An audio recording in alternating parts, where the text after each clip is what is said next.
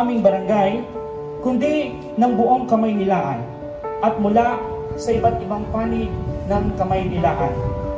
Ilan sa kanila ay napang-iiwanan at hindi alam kung paanong haharapin ang lahat ng mga suliranin at kung paano nila lulutasin ang mga isyu na hinaharap ng bawat kabataan sa kanilang barangay. Marami ang hinuhusgahan at tinatapakan ang kanilang dignidad, ngunit patuloy pa rin lumalaban at tinatapakan ang kanilang dignidad sa pamamagitan ng pamamahiya at pagsasabi ng mga negatibo sa kanilang personal na pagkatao. Ngunit patuloy silang lumalaban at pinatutunayang may kakayahan ang bawat isa sa kanila. May ilan ding hindi kinakaya at pilit nililitawan ang kanilang sinumpang pangako sa harap ng mga mamamayang umaasa ng pagbabago. May iba, ang dahilan ay ang pagbuti ng mga nagtatandang opisyal at ang ibalikan ay hindi makaya ang mga mapangusgang individual. Sino pa ang susunod sa kanila? Sino ang magpapatunay na ang kabataan ay tunay na pag-asa at ang henerasyon ng sangguniang kabataan? Sino na ang makakasama ng mga kabataang limitado ang pinag-aralan at hindi kayang protektahan ang kanilang karapatan laban sa mga pagsamantalang manira ng isipan at magandang kinabukasan? Mga minamahal kong lingkod bayan at mga lider kabataan, samahan niyo po ang sangguniang kabataan ng iba't ibang barangayan. Ang kabataan ay may malawak na kaisipan upang magtulungang solusyonan po ang mga suliraning talamak at sinasamantala ng makulay na isipan ng bawat kabataang Pilipino. May higit sa 2 taon na nakararaan nang may balik ang sangguniang kabataan sa kanyang karapatang mamuno sa bawat barangayan. Ibig sabihin po, itinigil yung SK noon. So, before, nung nakaraang 2 taon, may balik po ang ating karapatan bilang mamuno, bilang mga SK. Ibig sabihin, yung SK pala ay pinuspon. Tama po ba? Sa bawat barangayan. Sa mga taon na iyon, ay pinatunayan po ng ating tanggapan na hindi pa nawawala sa ating henerasyon ang pagpapatunay na ang kabataan ang pag-asa ng bayan. Ngunit, hindi po natin magagawa ang mga proyekto at programa na ating sinasagawa at isasagawa pa lamang ng mag-isa. Kung kaya, minabuti po ng inyong lingkod, kasama po ng sangguniang kabataan ng Barangay 666, Zone 72 ng Distrito 5 ng Lungsod ng Maynila na makipag-ugnayan po sa mga organisasyon o samahang may kapareho ng advokasya. Bagamat wala po dito ang ilan sa aming mga imbitahan, nais po namin silang pasalamatan at 10 ng aming mga konseyo, ang mga lider kabataan, ang sangguniang kabataan, tayo ang pag-asa. Palakpakan po natin sila. Ito po ay sa pamumuno ng kanilang mahusay na Pangulo na si James Earl Nuida. Ginggin po ang tanggapan ng pinakamataas na organisasyon sa mataas na paaralang Manuel Arroyo sa gabay ng mahusay at tunay na iniidolo ng inyong lingkod, walang iba, Mr. Michael Pangilinan. Kilala niyo po ba siya? O yung nakaraan po dito ng magaling na professor ng Manuel Arroyo High School na namigay ng mga school supplies. Nakatandaan niyo po ba? Okay, kung natatandaan niyo po, sila po ay isa at isa sa mga nagsasagawa ng proyekto ng sangguniang kabataan. Ang mga organisasyon ito ay katuwang po namin sa bawat hamon na kinaharap na lutasin ang mga suliranin sa aming barangay o komunidad at kalapit na paaralan. Sila po ay kaisa sa amin at hindi nagsasawang tulungan ang sangguniang kabataan na magpatuloy ng walang hinihingi kahit na anumang kapalit. Dahil po riyan ay taas noo at sumasagot-saludo po kami sa inyo mga lider kabataan. Palakpakan po natin ang SK-TAP at ang Supreme Student Government ng Manuel Arroyo High School.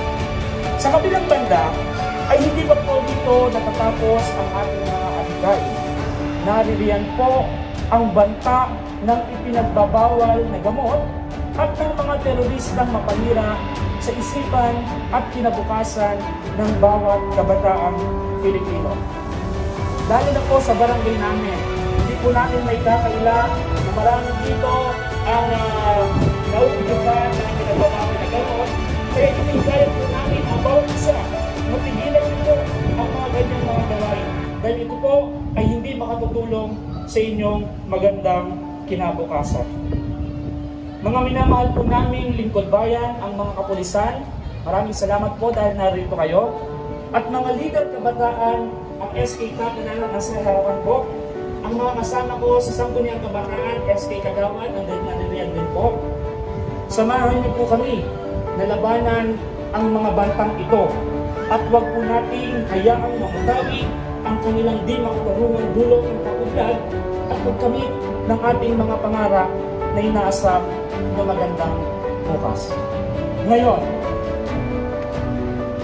lahat po ng mga youth organization narito, ang SK TAP, ang SK at ang Supreme Student Government, bagamat wala ang kanilang representante, sa inyong harapan ay hinahamon ko po kayo at sana'y tanggapin ang hamon na ito na ang tanggapan ng Sangguniang Kabataan Tayong Pag-asa at ang Office of the Supreme Student Government ng Mangel Arroyo High School ay makiisa sa aming mga Sangguniang Kabataan.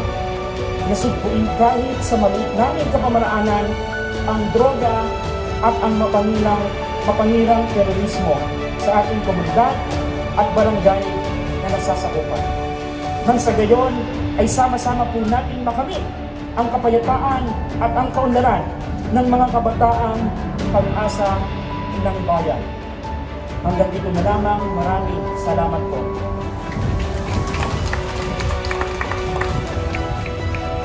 At ngayon po, tinatawagan ko po ang mga leader kabataan, kabilang na si SK Chairman Jude Natividad, ang Pangulo ng SK TAP Youth Organization, pagamat wala po siya dito, ay ang Secretary General na lamang. At para sa pagtanggap ng hamon at pagkatapos pong magsalita, ay manatili po sa harapan para sa panunumpa ng pakikisa. Tinatawagan ko rin po ang presiding representative ng Ermita Police Station 5. Maaari po kayong pumunta dito sa harapan para samahan kami sa pagtanggap ng hamon at sa panunumpa ng pakikisa.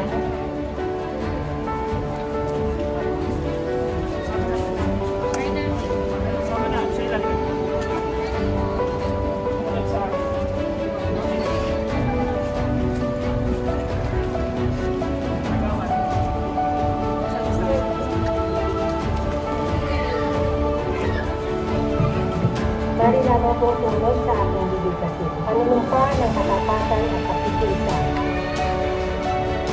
Ako, si Anan, na pangalan ng organisasyon Ang Sangguniang Kabataan ng Barangay 666 ay sumusumpa na katapatan na makikipagtulungan sa mga kapwa ko leader kabataan at makikisang sugpuin ang pinagbabawal na gamot at labanan ang banta ng terorismong sisira sa isipan ng mga kabataang Pilipino. Hasihan nawa ako kasama ang aming organisasyon ng may dala. Maraming salamat po. Congratulations po. Salamat po.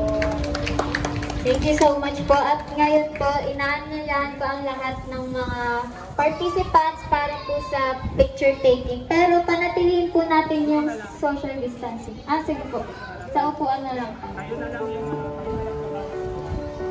Tayo na lang po sa bawat upuan para sa picture taking.